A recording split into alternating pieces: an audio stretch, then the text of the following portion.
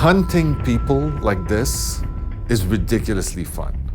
And it's a way to try to give people challenges. My name is Mathieu Côté. I'm producer on Dead by Daylight here at Behavior Interactive. What makes Dead by Daylight exciting for me is that I like human nature, and that's a game that is based upon seeing it shine. It's based upon seeing people at their worst and at their best.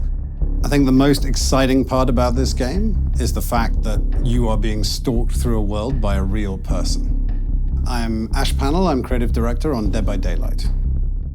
So one of the things we wanted to do with the game is, rather than make it a traditionally purely cooperative game, because it is a competition at the end of the day between a killer and survivors, is that we really wanted to play on the idea that everyone is an individual within the unit. So in the game, you can be as cooperative you want, and you're rewarded for cooperative actions. But at the same time, at the end of the day, it's all about you. And playing on that difference between cooperation and single-minded pursuit is something that creates a very interesting dynamic.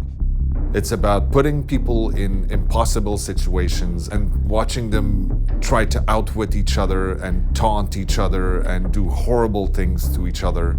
And you see people really freak out and get excited about it. And it's just amazing. So another thing that's very interesting in our game is that both sides, the killer and the survivor, both have very different perspectives on the game.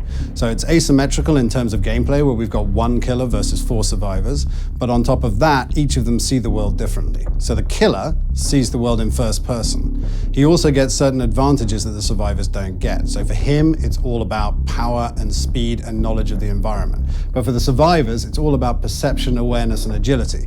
So for them, they get a third-person camera. So they can actually look around corners, they can see where the killer is, and they can use it to their advantage in the terrain.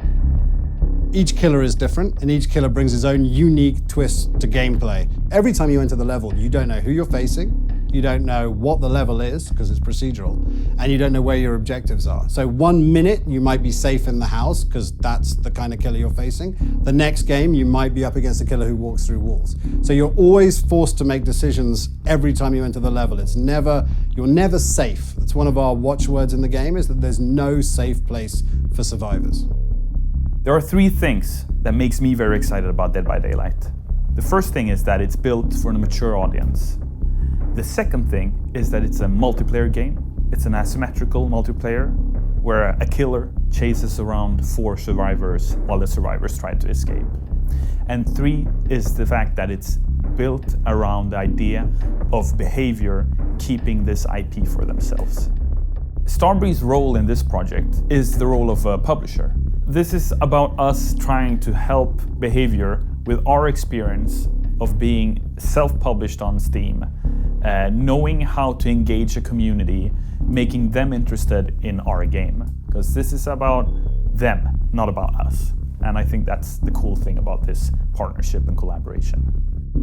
I keep coming back to the idea of creating these emotions, but that's the whole point of our game. It's the thrill, like the heartbeat goes up.